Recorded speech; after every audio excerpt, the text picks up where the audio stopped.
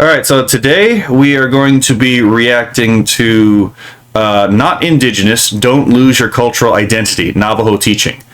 And this will be from the channel Traditional Navajo Teachings. I quite like these their videos, to be perfectly honest. I listen to them quite often, but this video caught my eye, especially talking about like the I'm not going to bury the lead. I'm just going to explain what exactly it is that I noticed here, which is the use of language to by an outside force. In this case, a very distinctly leftist force, although it's not brought up in the video, to obliterate a cultural identity. And they're going to talk about it right now, not in the terms of like left and right politics, but they're going to bring up a manipulation of language. Again, we're going to talk about spellcraft, right? The sophistry plus rhetoric plus con man epistemology. The use of a change in language to obliterate individual American Indian identities so that they can be sublimated. And they're not going to bring this part up later, but it's very clear why one group is trying to do this, to sublimate that identity into the Marxist, march of history. It's a diabolical thing, to be perfectly honest. But I'm going to let the gentleman here talk. The first part of the video is in Navajo, so depending, I think it should be about right here, 150, where the Navajo stops. I don't remember if it starts in Navajo, though, so let's start. Is that we are not indigenous. We are Daneni Lini. And that is important to know, and that comes from understanding the language in its proper way, in its proper form.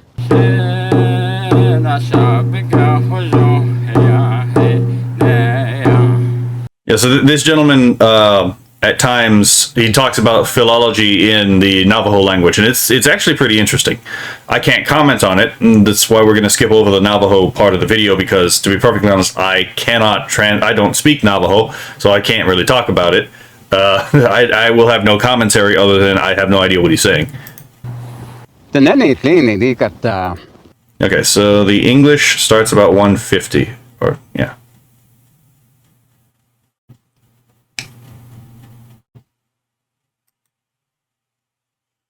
In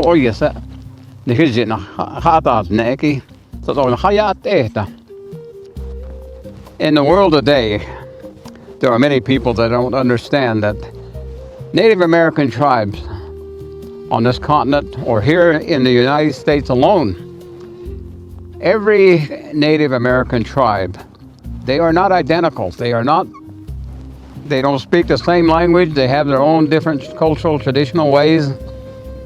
But they try to, be recognized as a Native American person or American Indian. And the thing that happens is that because people don't recognize that there are some 600 or so different tribes here in the United States, perhaps Canada, and they have their own ways, their own language. We are not the same. And it is that they have their own ways of doing things and recognizing themselves, and they have their own identity. And the one thing is, we don't all speak the same language, and we don't all eat the same types of food. Our ceremonies are different. Our stories are different. They are similar in some ways, in many ways. And it is that we are, as Dene, a different type of people in many ways. We have been given many different names by different people. The Anasazi gave us a name based on the way that we instructed our children. Okay, so I'm going to pause this here because he's going to talk about the history of the name of the Navajo or the Dene.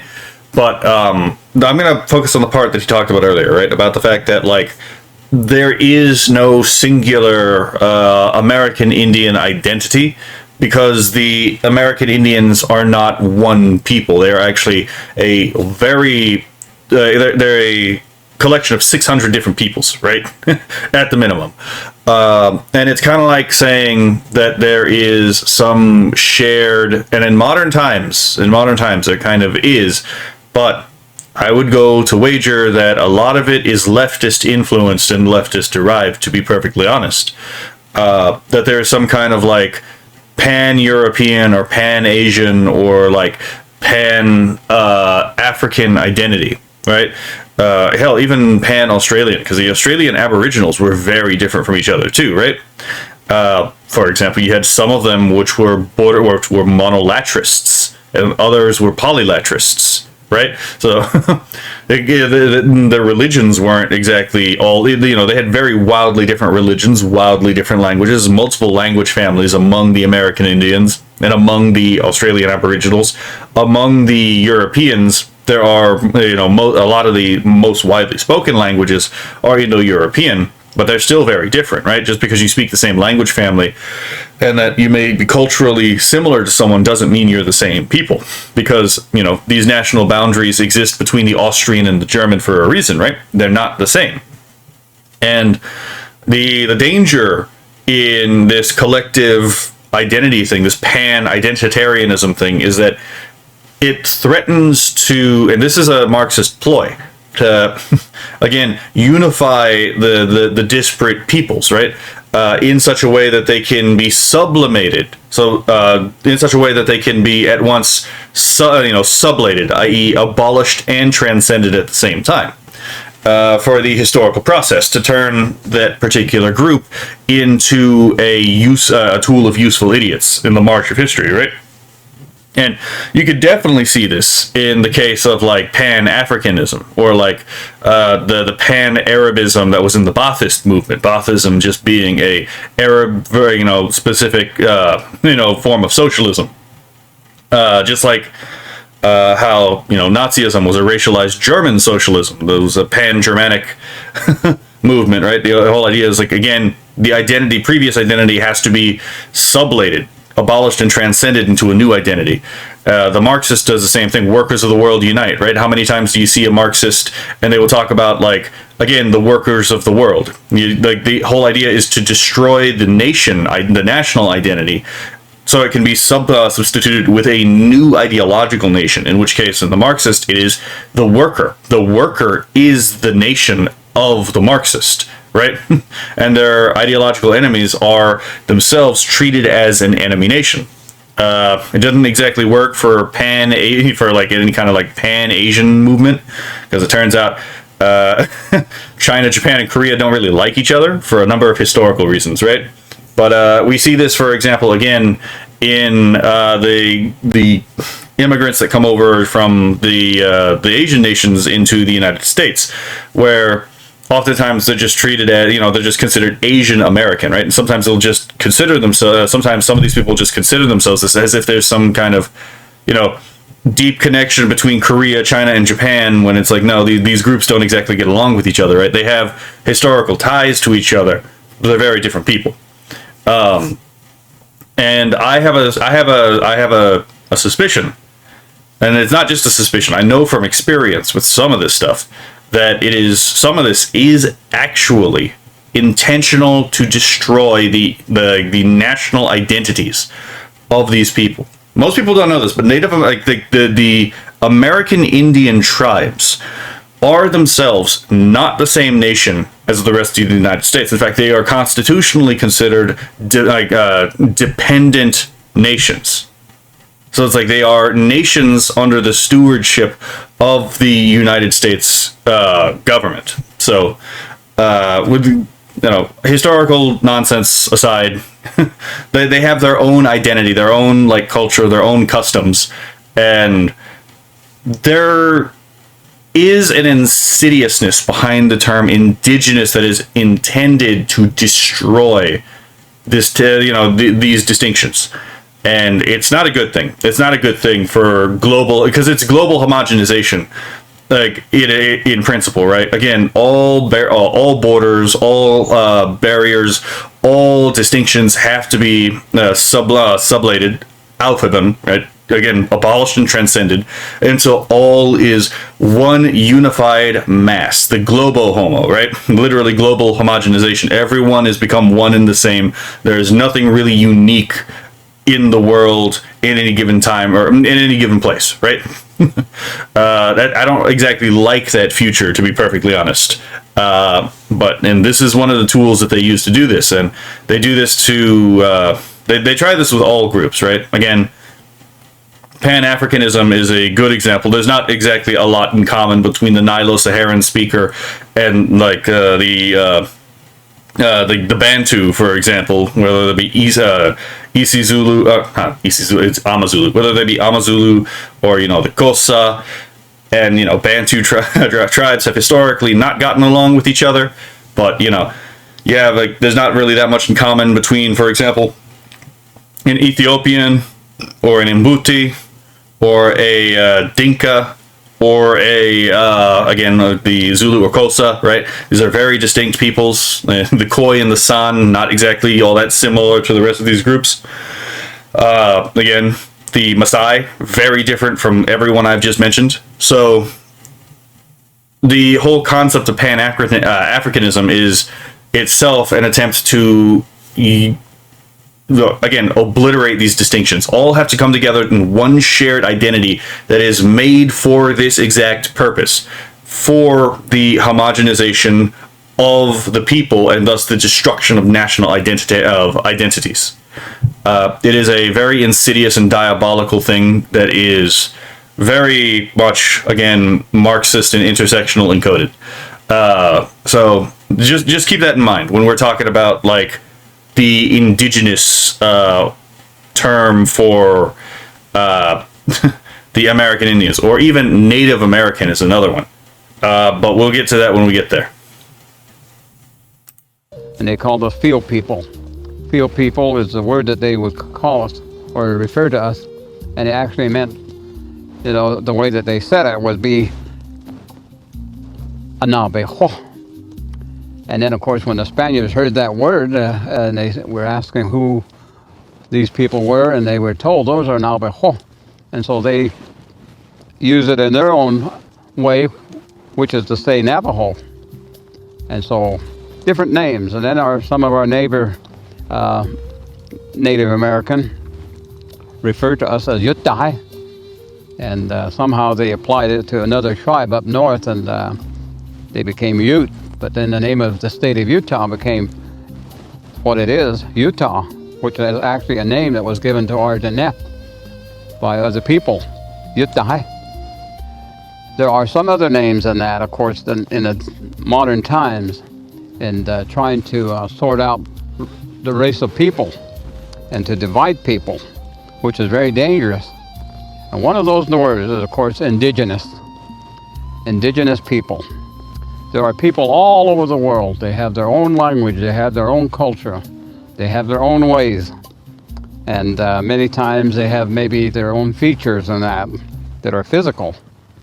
And the people are separated in that way in these times. But there was a time when that was not a thing that would determine a person's value or a person's intelligence or that of being. But it's in modern times where words are made and applied to people to divide them. So to me, as a Diné, the word indigenous is not something that is good to apply to our Diné. And when you say indigenous, we live on a continent here. We have people to the north of us in Alaska. We have people to the north of us in Canada. We have people to the south of us in Mexico, and out into the Puerto Rican places, and Peru, and Honduras, and Brazil, and southern parts of this continent. They have their own cultural ways. They have their own language. And together, all of us is lumped into one great big group of people that they want us to refer to as indigenous. And again, this is a it's an insightful thing to notice, because like obviously, like you can justify at least the term Native American for like regional purposes, right? Just like you can refer to Europeans, but like Europeans refer to everything from the Hungarian to the Anglo to the to the Greek to the Rus, right? Like there's a lot covered there. The Finn and including the Sami, right? There's a lot that's covered over there. There's not a unified people in that composes the European, right? It's a regional designation. It's not really an identity of any real caliber, right? It's the same thing with like calling someone Asian. Well, what the fuck does that mean? Now, granted, in English, we mostly use Asian to refer, generally speaking, to East Asian, which is what makes the insidiousness of the British government, Westminster covering up the grooming gang scandal that they themselves perpetuated, and by calling the very clearly Pakistani rape gangs Asian, because now you're trying to obfuscate, the fact that this is very specifically a Pakistani issue by obliterating distinctions, by using a term that has no capacity for distinctions, so that you lump in the Japanese, the Indian, and the even like the the Vietnamese or the Korean. And this was actually where the Sikh Awareness Institute, if I remember correctly, I'll put it in the description, but there was a Sikh gentleman who was working tirelessly to uncover all that he could about the grooming gang scandal, because he's like, no, hold on, he's like, I'm Asian, right? I'm a Sikh, right? I am Asian. I had nothing to fucking do with this, and I will be damned if you even try to insinuate that my people are at all related to this. And especially because it wasn't that hard to find out that it was mostly a Pakistani problem, right? And in that case, we see an example of an over-inclusive CGP Grey used that in his video on, whether or not American Indian was okay to use, right? That over-inclusivity is intentional to, again, obliterate distinctions. And it depends on how it's used, because obviously, again, you could talk about like Native American as like just any person from North or South America, right? And that has a functional usage, because there's a very clear definition we're using here. Just like European is anyone from the European continent, right? Or Asian would be anyone from Asia. African, anyone from Africa. We're not saying that they're all necessarily the same people, but the point here is to talk about a general non-distinct, person from a particular region, right? And obviously, like, whichever country comes to mind first when you hear, for example, Europe, Asia, Africa, is going to be probably what you think of when you hear these terms, right? There's not really again that much that a Zulu or even Bantu tribes don't exactly get along, right? How often have Europeans gone to war with each other, right? The Austrian and the German are not the same people, right? It's kind of hard to explain. It's just bleedingly obvious, to be perfectly honest. But yeah, so from a geographic perspective, the term Native American could have some use, but as a point of identity, it is completely meaningless, because it bleeds together the Inuit, the Yagan. If anyone wants to know what the Yagan are, they're a tribe that lived in Tierra de la Fuego, really, really far south in South America. The Nahua, puts them all together. Taino, and there's not really much these groups have in common. What does, for example, what does the Mayan have in common with the Iroquois? And like, what does the Iroquois have in common with a tribe in the Amazon, like the Piraha, right? These are very different people. There's no real cultural overlap here, because again, just like with Australian Aboriginals, where they have wildly different languages, religions, and customs, some of the Australian Aboriginals were monolatrists. They only worshipped one god, even though they may have believed that other gods possibly existed.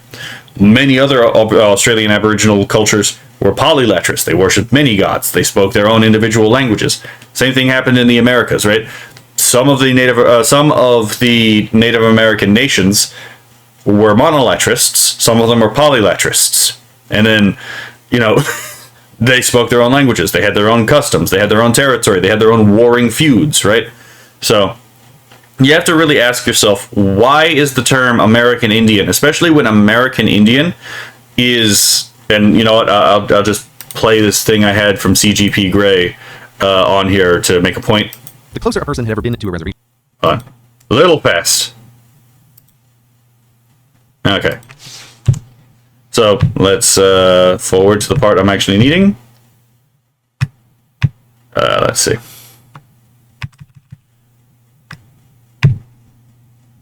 Okay. Closer a person had ever been to a reservation, the more likely they would use Indian. The farther, the more likely they would use the word Native American. And that's understandable. Is Indian okay? Maybe, but Native American won't be wrong, and it's useful to express concern and sensitivity as an outsider. But this creates an unstable balance between insider and outsider use of a word. If the majority hesitates over a word, it slides into uncomfortability. Okay, so the rest of this that's about just general sociolinguistics is not really relevant to this video. But yeah, it's like the American Indians, the closer you get to the reservation, the more they themselves on the reservations mostly use the term American Indian. And a lot of them are actually really wary of the term, for example, Indigenous, for the reason that this gentleman is outlining. And there's really an issue of, like, again, what is the purpose of the naming? Because every group has an endo and an exonym, right? A name by which they know themselves and a name by which they are known by others, right? The Japanese don't exactly call themselves the Japanese. They call themselves Nihonjin, right? Literally, Nihon, Japan, Jin, person, Japanese person, right? And let's see. And another example would be like the Greek. We in English, we call the Greeks Greeks, right? But they themselves call themselves Hellenes, right? So it's like, that's just a natural part of the language. But you have to ask yourself, when someone's going in and intentionally telling you, don't use that word, use this word instead, what is the underlying motivating factor? Now, I myself, you know, not the character on screen, but the person talking to you right now through the character, am a Tejano, right? My family has roots in the province of Tejas before the Texas War of Independence. My family actually were part of the Spaniards who died at the Battle of the Alamo fighting for Texas independence so that Texas could become part of the United States. Complicated history, not really relevant for the conversation now, but most people on the left, and actually most people in general, would consider Tejanos, just like Chicanos, which are not the same group, by the way, despite the effort of the left to obliterate distinctions between Tejano and Chicano cultures, right? To redefine how our words work and how our language, how the language itself works. Now, I wasn't raised with the Spanish language, right? But other people were. And there's that old meme at this point, but it's a genuinely heartfelt meme for most people in the Spanish-speaking part of the the Americas, which is, I'd rather be called a slur than be called Latinx. Right, I'm part of that too, right? Just call me a fucking beaner, right? Call me a spick, to be perfectly honest, before you call me Latinx, right? I will genuinely prefer you call me a slur, right? than Latinx. And the reason why is because, again, Latinx has the explicit purpose of obliterating distinctions, right? It doesn't matter whether you're Mexican, whether you're Chicano, whether you're a Tejano, whether you're any of these groups, right? They're all Latinx, and the X itself is another obliteration of distinction. Like, first of all, the X doesn't make a sound in Spanish anyway, so there's no way to pronounce that anyway. If they were actually smart, the left would have said Latine with the E at the end, because that would have been an actual gender neutral ending, right? But, let's be fair, Marxists are kind of retarded. So instead what you get is this attempt at, again, American Marxists trying to colonize the Spanish language, and none of us were, no one was really having it. except for the fact that there are still people today who say that you have to use the Latinx, right? There's still people are still harping on about that, by the way.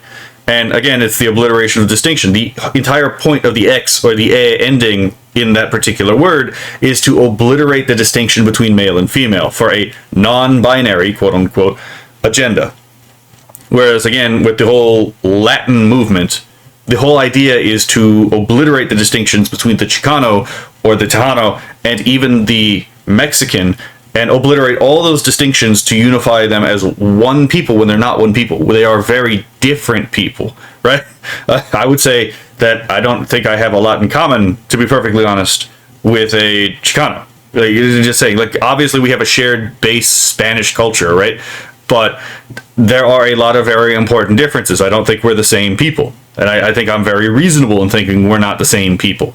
And there's a lot more in common between a Chicano and a Tejano than there is between, for example, a Cherokee and a Navajo, or a Zuni and a Comanche, right? Just it shouldn't have to go to be said, right? This seems pretty obvious, right? Or at least I hope it seems pretty obvious. So this is one of the things I was wanting to talk about with this. Hopefully I didn't exhaust all of my commentary at the very beginning. That would mean, in the ways of our understanding of the word indigenous, that we are just one people. We are one people. And yep, that's more or less what I was getting at. It's the obliteration of distinctions because you have to ask the question, if they're trying to obliterate your identity, right, of who you are as a people, what is the goal of this? Now, granted, certain groups within the left have their own explicit goal, right? For example, queer theory is very clear that their goal is to create an identity without an essence, which is not possible by definition. But that being said, most of these other groups, the goal is to obliterate your previous identity to replace it with something else that serves their purpose. Again, it's like the whole point of international Marxism is to destroy the national identity of the working class so that they can be united into a new nation of the proletariat, a global nation that will rise up and create a global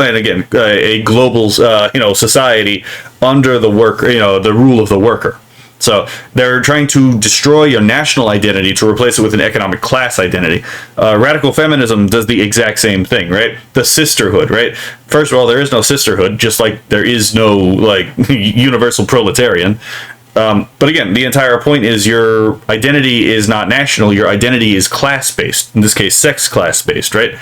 And it just goes on and on and on. The whole point of, for example, BIPOC in critical race theory is to use again the alleged BIPOC identities for a time to a particular end, but the end goal is very specifically global homogenization, is eventually that these identities will be sublated and they will become a new identity, which is directed towards the historical movement, right? Towards the direction of the Roko's basilisk, that is the revolutionary man at the end of history who gets to look back on history and judge all that comes before it, and therefore defines the right side of history.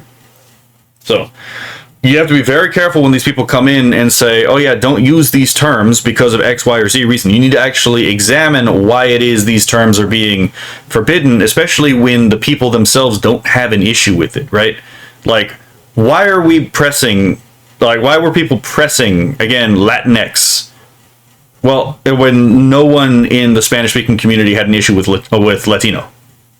It's very, very clearly because it was ideologically motivated. But here we have, now, again, why, if most people in the reservations have no problem with American Indian, is it that people are trying to push Indigenous or Native American as the necessary replacement?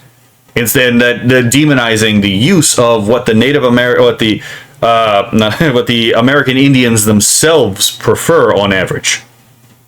Well, it's because not everyone's opinion is equally held, right? Just like any class conflict ideology, anyone who speaks within the Marxist vision of history is a representative of the class, but anyone in the class who is not speaking in favor of the Marxist vision of the future is themselves not representative of the class, so they can be discarded, right? Just think about how quickly the left throws anyone in a minority category under the bus as soon as they don't agree with them. So, again, you have to wonder, why is it that they're demanding we change these terms, use these terms, right? It's all definition manipulation for the purposes of affecting how people see themselves, and therefore how people behave.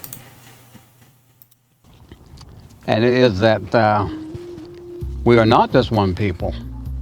If you have the people of Europe, or the Middle East, or Asia, they all have their languages. They are all separate beings. They are all separate type of ways. And that makes them what they are individually. They have their cultural ways and their language and so on. And the we who refer to ourselves as the have our own language. We have our own cultural ways. And if you refer to me as an indigenous person, then you could, I could be an Alaskan.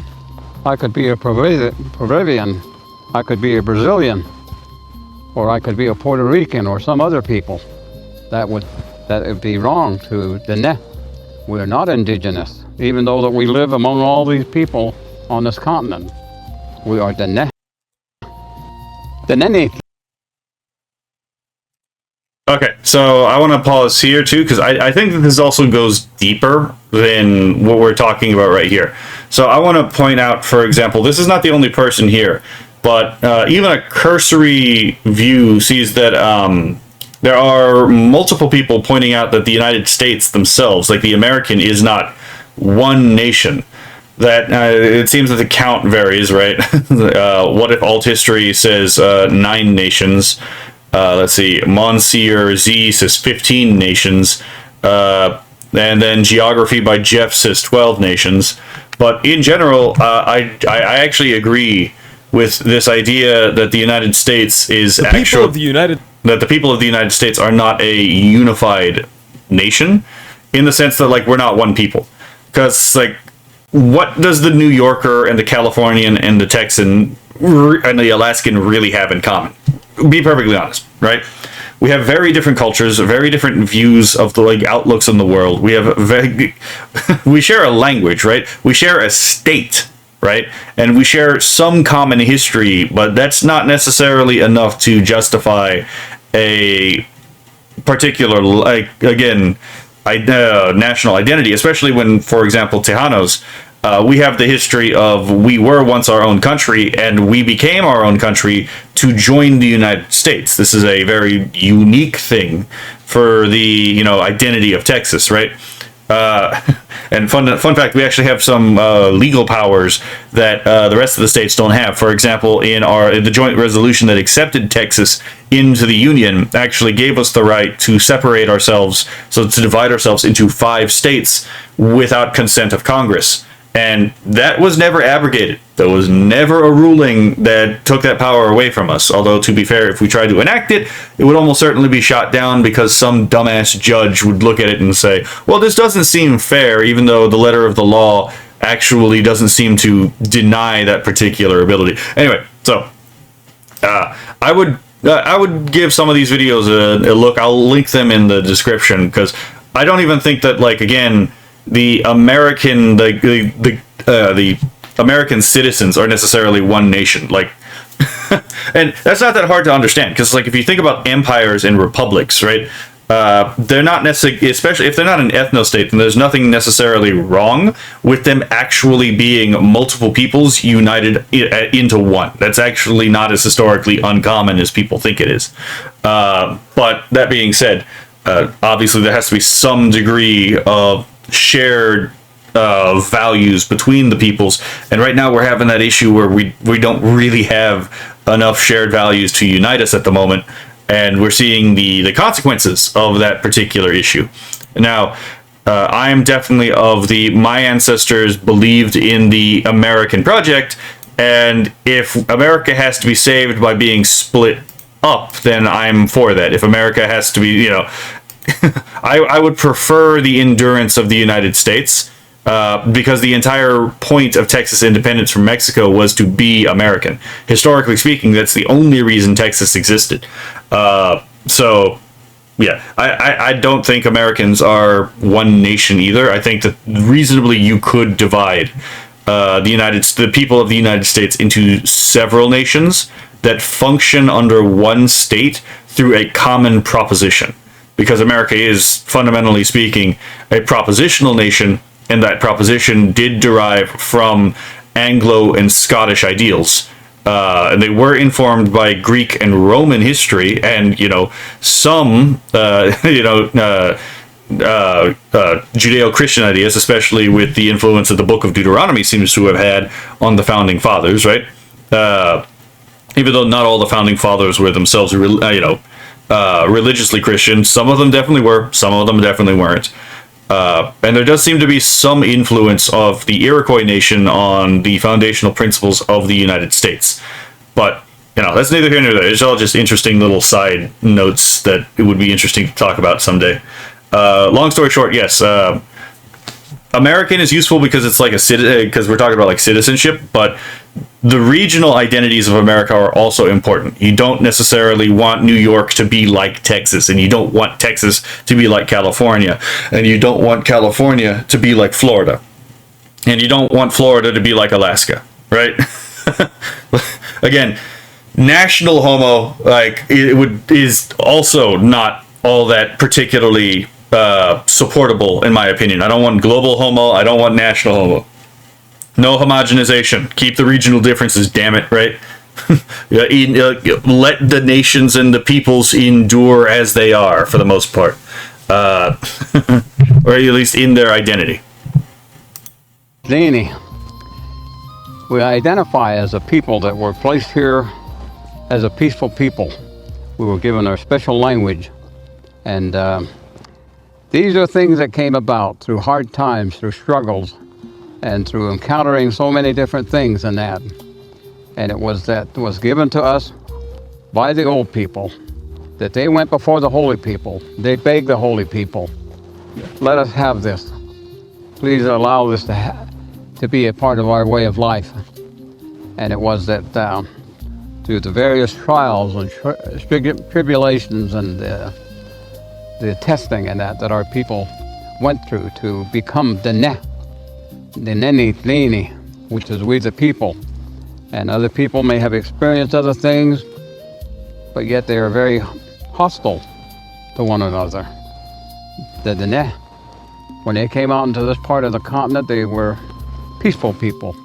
And other groups of people saw that, and they said, we want to be a part of that. And so at one time there were almost 150 different groups of families or clan families and that came to be the Netha. And they came from very far places. And it was because that we were a people that had ways of living and ways of making life that was the way that other people wanted. And it was that they were no longer separated from each other.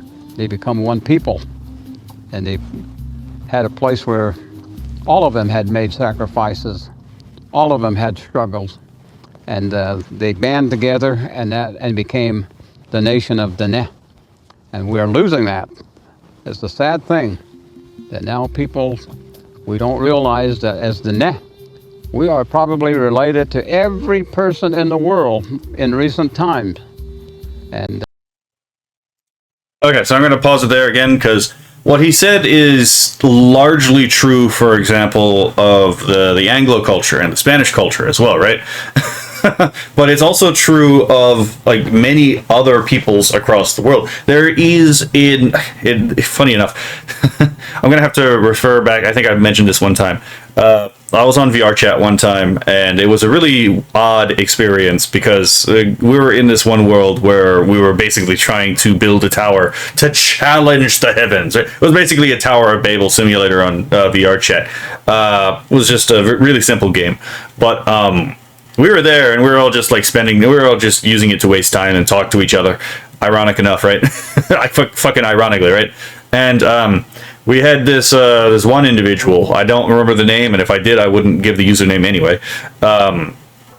Was a ethnic Greek who lived in the Appalachians, and he was being pretty self-disparaging, and it was an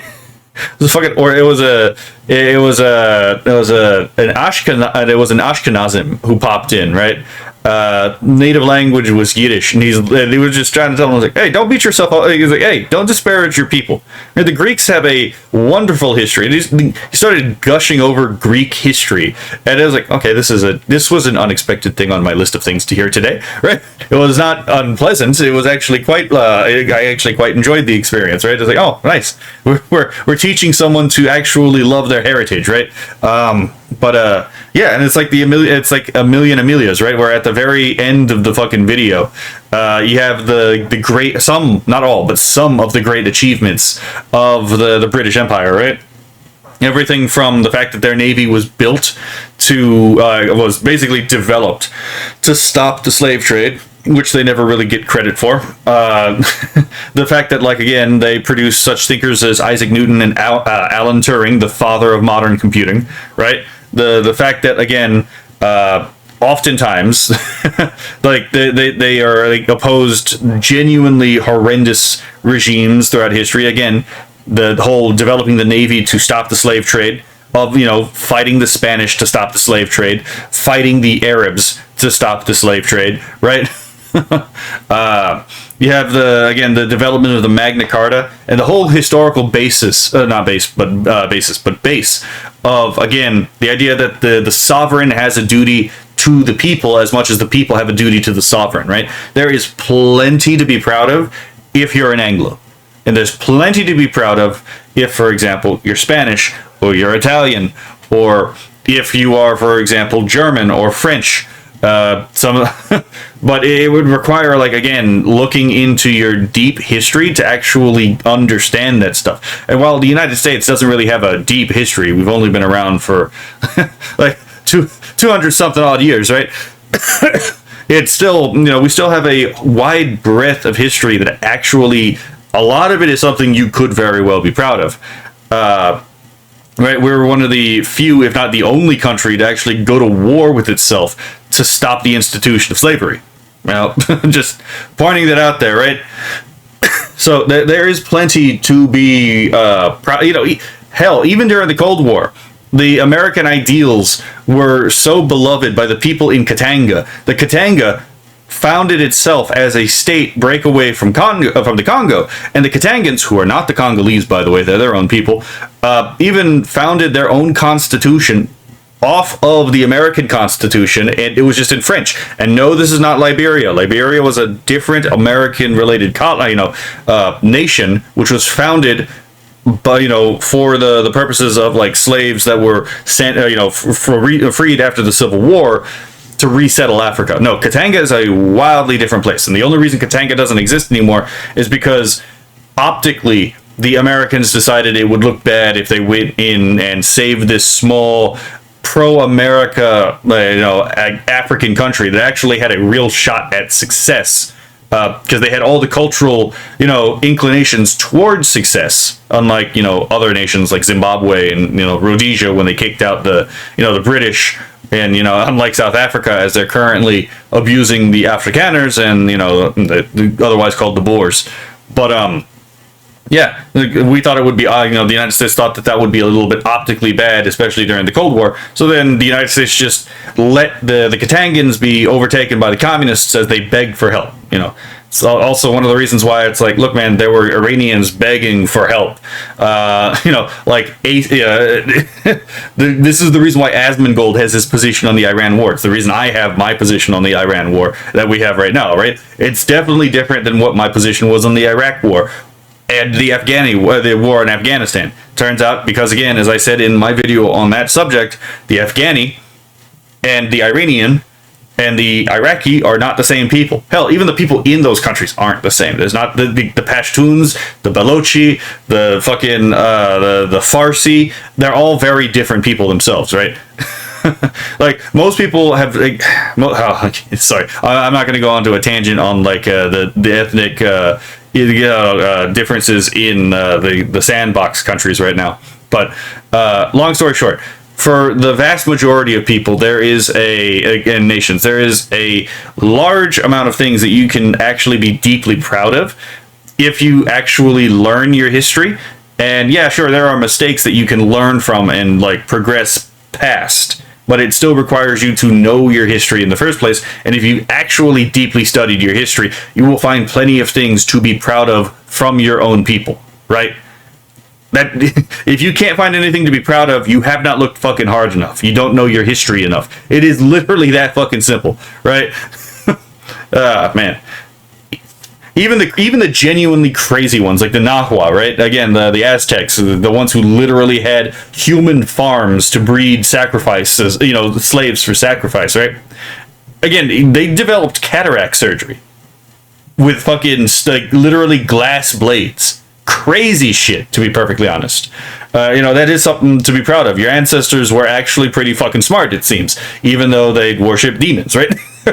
That's just only one thing. There's plenty of other things that you can actually look for, and it'll be like, hey, you know what? Again, there were horrendous things in my ancestral past. It's the same thing with every people, right? Every peoples have horrible things in their past. It doesn't obliterate the good things in their past, and it doesn't obliterate the possibility of having a good future if you, as a people, so chose to have such, right? Anyway, so sorry. I agree with this man that again, do not let these people in the left obliterate your cultural identity. Through the use of this over-inclusive wording. Be very clear, find out who your people are, and then be very, be proud of it. Hell, if you come from a mixed background, be proud of your ancestors, right? Because you are their lineage. Oh shit, that was the wrong button. Is that we have ancestries in Germany, and French, and England, and Spain, and other parts of the world, even from the Far East and Middle East, and so on. We have a tribal president is Vietnamese, and it is that he is Navajo because of his mom. And just think, if we're related to our Navajo president by clan, we are related to all those people, and they've had their experience, and that we share with them through our kinship. And I think all the Native American people, I like to call myself American Indian. My own personal love of the country is that I'm loyal. I'm loyal to the United States of America. I'm loyal to the flag. Whenever a parade or the flag of the United States of America goes by, I salute. And it is my pride and my loyalty. It's important to know that you are the I'm going to pause this here too, because again, this is completely alien. This is completely alien to the leftist mindset, right? Which is based in oppressor-oppressed class conflict, right? Yeah, sure. Anyone who is aware of the history of the American Indian knows the reason that the American Indian has the name for the Bureau of Indian Affairs based on their initials as bossing Indians around, right?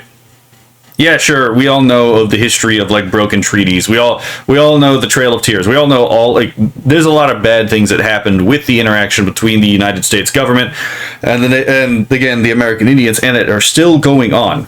But personally, I want the Bureau of Indian Affairs to be abolished and to give national sovereignty of the lands that belong to the tribes, right? I want them to have their own ability to be self-sovereign. But that being said, this is an impossible thing for many leftists to understand. This is a man from an oppressed class, nominally speaking, right? Who is showing loyalty to the people that the Marxist class analysis would have us believe is his oppressor.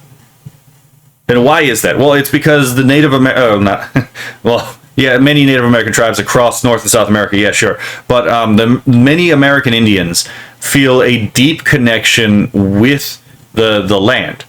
And the reason why is because this is, again, the land of their peoples, right? This is their country. It was their country before, again, the colonization by the Europeans, and it remains their country, even as the American comes in. And here's the thing. Americans are indigenous to, I know, it's weird that I say that, right? But there's no real way to say that Americans, like the white American and the black American, aren't indigenous to the continent. The same way that the Afrikaner, as you know, despite them being white, aren't indigenous to South Africa. They have the Afrikaner has a distinctly African culture, like in an African inflected culture derived from their Dutch roots, right? The Dutchmen don't recognize the Afrikaner as the same people, right? Because they are substantially different culturally from the Dutch because of their living in in South Africa for as long as they have. The same thing with the Americans. A Anglo-American who has lived in the United States, goes back to Britain, doesn't feel a immediate, like, they may feel a connection to the ancestral homeland, right? If it's not guaranteed, but right? But they're going to be very clearly a standout. People are going to know that there's something off about this guy because he doesn't know the subtleties necessarily that that an Englishman who's actually raised in England would know. He may know, for example, more than normal about it from their personal studies in the United States, but when they go over there, they're still going to be very clearly a stranger in a strange land. Right? Because, yeah, sure, while his ancestors may come from that land, he is himself, his people are indigenous themselves to America. And that's another thing about that subtlety, that very specific subtlety that can be dangerous with language, is that they declare the American Indian as indigenous, but then they forget the fact that, again, white America and black America are both themselves indigenous to America because there is no other place for which this culture has ever existed, right? We are a fundamentally different people than those ancestral populations that still exist, right? So that's the insidiousness of there too, because it's like, okay, hypothetically speaking, right? If you were to give all the land back, right? Where does the indigenous white and black population go? Well, the answer is there is no place to go. We would have to be, in theory, remigrated to ancestral homelands, and that would be intrinsically displacing the ancestral population which still exists and was not American inflected. So it's one of those things where it's like complaining about a solution without complaining about a problem without having a solution, right? Yeah, that's another insidious thing about the fact that they're trying to sneak the word indigenous in this very manipulative and disingenuous way. And if you are not aware of that identity, people will give you an identity. And that's exactly what I was talking about, right? And you see this with the history of cults in general, right? It's like we recently reacted to that video on Scientology, right? And what was the thing that we found out? Is like, oh yeah, they remove your identity as a body and they give you an identity as me, right? Well, that doesn't mean anything. What does that mean? That does not mean anything. What does it mean to be me? It's very clear what it means if I'm a body, but what does it mean if I'm me? That's just a unified center of subjectivity. What is the center that is unified, right? Oh, it's an I. What does it actually refer to in reality outside of my subjectivity? You see what I'm saying? So, yeah, if you don't do that, people will give you a meaning. It will give you an identity as well. And cults and like Hegelian ideas do this all the time, where they attempt to destroy your your actual identity, right? Where you actually come from, so that they can supplant it with something else. You saw this. This may be an interesting video at a later time, but yeah, that's even in World War II. How many of these, because obviously, almost every, except for the Japanese ideology of World War II, were all derived from Hegelian bullshit. And it's every single time it was the destruction of the previously existing cultural identity to be supplanted by something else, right? Like National Socialism, right, is not a German. It is not a traditionally German idea, because the Germans themselves are traditionally Protestant, right? Well, National Socialism is itself a pagan idea, right? It's very explicitly in the name of the god of the All-Father, Odin.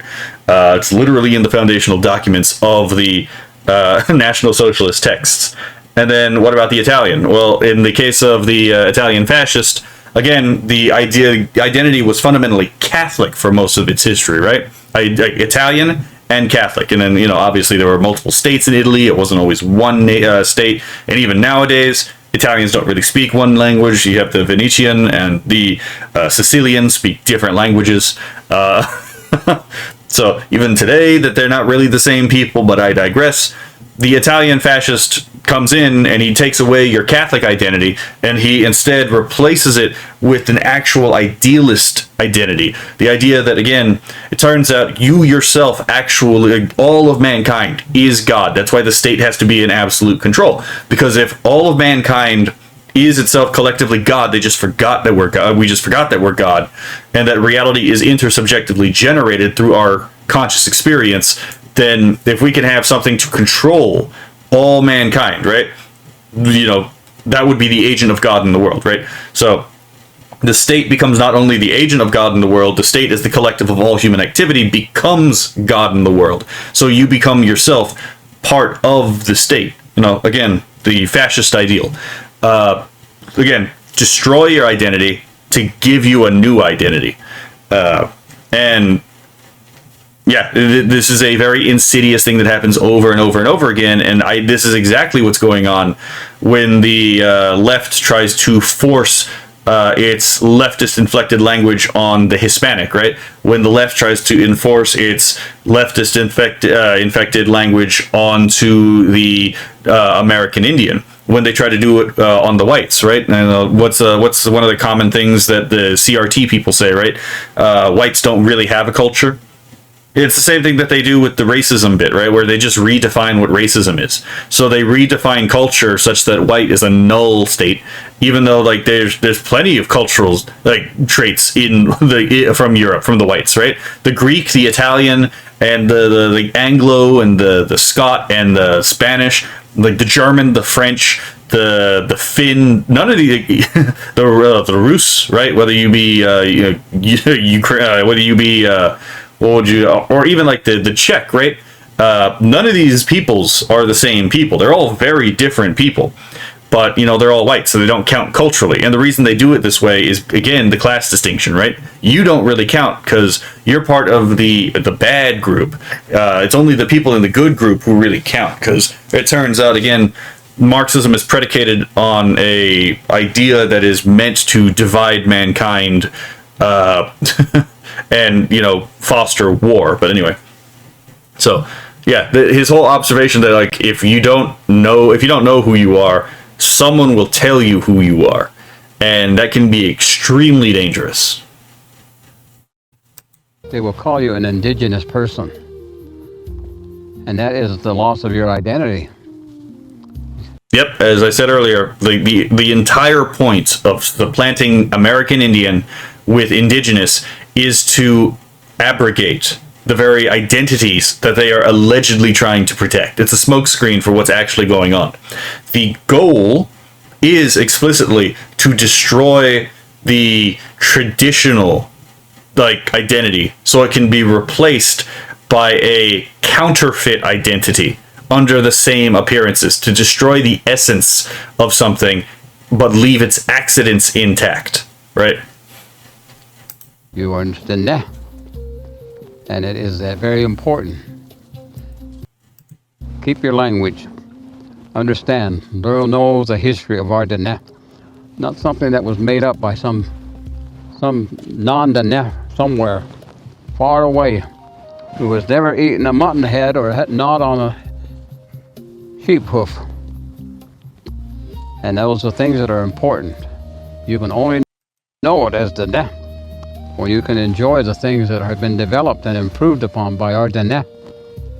And that's the thing. It's like, obviously an outsider can have deep knowledge of something, like of a different culture, but in order to do that, they actually have to have a deep, oftentimes, appreciation for the thing, right? Who do you think is going to actually understand Japanese culture more, right? The person who studies Japanese culture because they genuinely love Japanese culture, right? Because they're like, you know what, I would like to actually go live in Japan for a time, right? I'd actually love to go immerse myself in the culture, versus the person who just is constantly seething in anger about, like, Japan, right? About all the bad things Japan does, right? The person who loves Japan is probably going to know the bad things that Japan has done, but he's also going to know all the good things about Japan, right? All the things that are worth loving about Japan, right? And yeah, that seems bleedingly obvious to me. Like, why would you listen to someone who obviously hates hates you about what you are, right? We need to stay, and this is the thing that, again, people need to stop doing. They need to stop listening to people who hate you, tell you who you are. Again, if you don't know who you are, someone else will tell you who you are. And this is one of the dangers, again, with sending kids to college without teaching them who they are, is that, again, since they never really put any effort and they were never prepared to know who they are, what ends up happening is that when they actually have to write the essays and the papers and they have to keep their head down, they construct an enemy in the back of their head and their subconscious, because they're studying all of this all this demoralizing material, every argument against who they are, right? And by the time they come out of college with their degree, they've done so much work deconstructing themselves through their own work and through the interactions that they've had with people, that they can't stand up to that voice in the back of their head, because they've never put any time into actually doing that, into actually standing up and, facing, the people who hate them with any kind of spine, with any kind of dignity.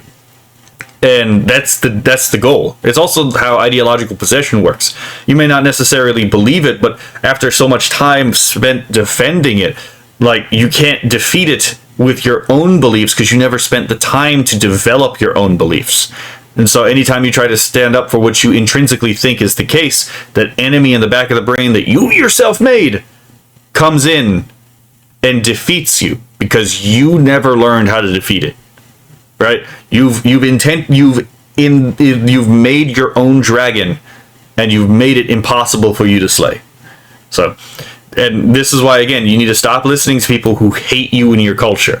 There are, any culture out there, there are genuine criticisms, obviously. We're all human, right? Original sin, concupiscence, right? Everyone commits war. Every culture has an issue with some major vice, right? Yeah, sure. No shit, Sherlock, right? What is the actual underlying genuine point you're trying to make, right?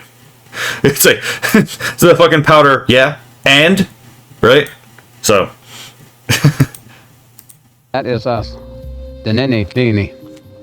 I think the people that view our videos as Dene, traditional teaching, they in their own way are Dene as well.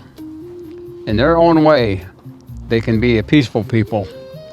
They can be a person that wants to have joy, happiness, confidence, and peace. And they can acquire that. But it is that you have to find it. You have to seek it. If the things that we teach in the traditional teachings of our Dene will help you, take what you can use and improve on it. That's the way to do it, just like the Dene. If we see something and we want to adopt it into our lives, if it is good, we take it and we improve on it. But the opposite also works. We can see things that maybe are not right and not good. And if we adopt that and improve on it, we become worse people. So it is that it's important to understand, to be Deneni Lini. That is our identity. And right there, it's like, again, turns out cultural appropriation is actually awesome, right? One of the things that actually helped Japan was the fact that it was so open to cultural appropriation for things that actually seemed to work, right? And again, as he said here, the Dene, the Navajo, like, will take customs and take practices that they see are advantageous and discard those practices that they themselves see as disadvantageous. He's right there when he's talking about will make you a better person. He's alluding to like a understanding of virtue ethics, right? Like live your life in such a way that at the end your own character won't convict you, right? It's not necessarily what you do as much as who you become. That's the moral impetus of the moral life, right? But yeah, just as you can take on a new practice that is actually beneficial, so too can you loose a practice that actually makes you a worse person. And this is why, again, it's possible for cultures to progress. It's entirely possible, for example, for the Iranian, right? Because in Iran, it was largely a Shia controlled nation, right? Nation, country, whatever. And there were some horrifying teachings. Again, like I have a video on, one of the videos I reacted to in that 5-hour Iran video included an Iranian reading to show how disturbing and how vile the Iranian regime was. It was an Iranian reading from the rulings of Ayatollah Khomeini. And one of the things he was talking about was about, again, the very graphic, almost Marquis de Sade style graphic description of Ayatollah Khomeini about the legality and permissibility of the prostitution of infants. Horrifying as that is, right?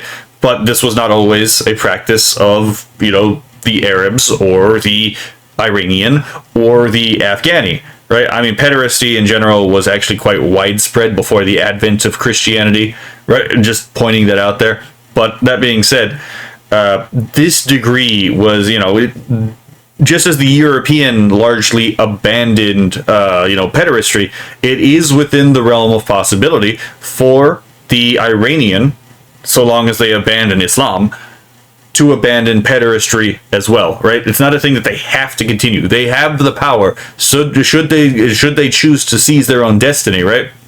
To loose this tradition and become a better nation, right? To improve their nation. Or they could hold on to this tradition that they inherited from, let's be fair, non-Iranians, and, it makes them in their very character worse people, right? Because you have to ask yourself, what kind of person would be okay with this, and two, actually practice this? Well, what does this do to your soul? It's not very good. And so, yeah, this is a thing that we have to be pragmatic about in general, is we have to look at the pragmatic consequences of what does this do to me as a person? How does this affect the content of my soul? Is this the kind of thing I can live with myself, right? And sometimes the answer to the question is no, in which case you should not adopt that practice.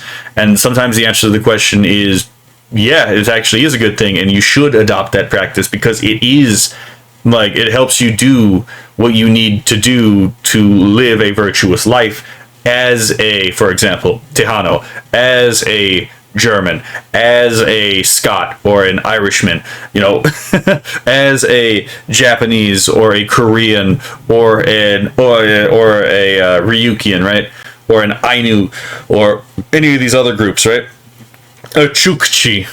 Sorry, I was looking at some of my music. The Chukchi came up. Fair enough.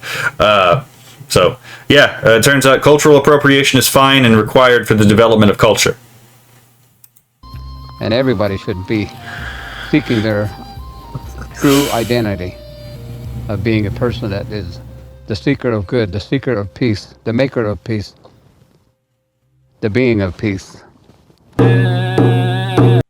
And to round this out to the American, for the most part, is a largely religious people, right? So it's like, again, to be the man of peace, to be the maker of peace, right? Well, who is the Prince of Peace, right? Like, is not your goal as the Christian to be the image of God in the world, right? So yeah, and in order to do that, you have to actually understand the people you're talking to, right? You have to understand what is good in them and what is bad in them, and how to navigate that, and how to help the person that you're talking to navigate that too, as well. So that they can find their real identity. Be it again their identity in the corporeal reality, the body, or their spiritual identity, which would be presumably in the church, right? So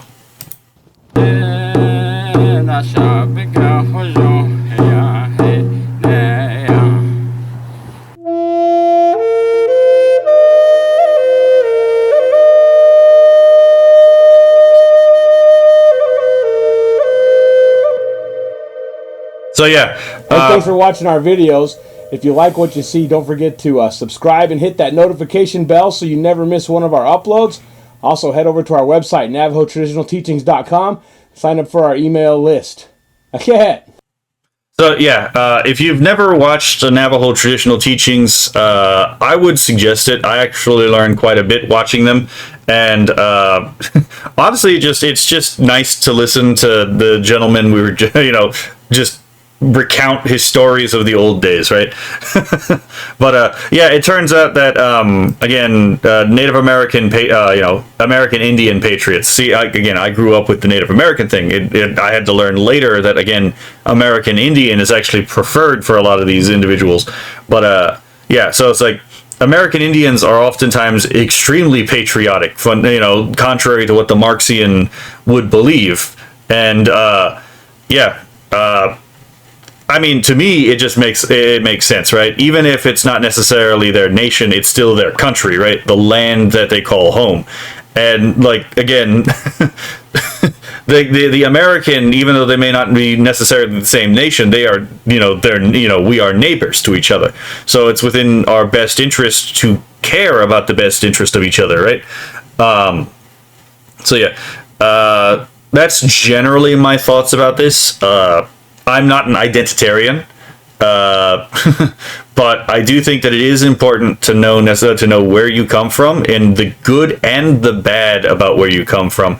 That way you can help promote the good of where you come from while learning from the bad about where you come from. But you can't do that if someone is trying to obliterate your identity in the first place, right? And that's the real danger with what a lot of the leftists do when they try to introduce these new terms that they have some kind of like pseudo sophistication with, such as BIPOC, such as again, indigenous, such as like for example, how is it that the Sami are indigenous to like their land in like the Finland, whereas like the Finns themselves aren't considered indigenous when like the Finns were literally there before the Sami were. To quote a friend of mine, make it make sense, right? It doesn't make sense. It's not meant to make sense. It's meant to again change the disposition, towards the things being talked about. So yeah, be mindful of these games that people play. Do not let them control the way you think by controlling your language. Wasn't that something that we should have all learned from 1984? You control language, you can like largely control how people think, right? Because language is the tool through which we actually analyze propositions and conclusions.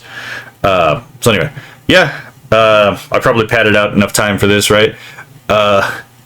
Y'all have a lovely day. If y'all get the opportunity, please check out Navajo Traditional Teachings. I quite enjoy their content, and I think you will too if you enjoyed this video. He doesn't talk very much about politics, but it is, again, I quite like the guy. I would like to, like, yeah. Sorry. At this point, I'm padding out the video. Y'all have a lovely day.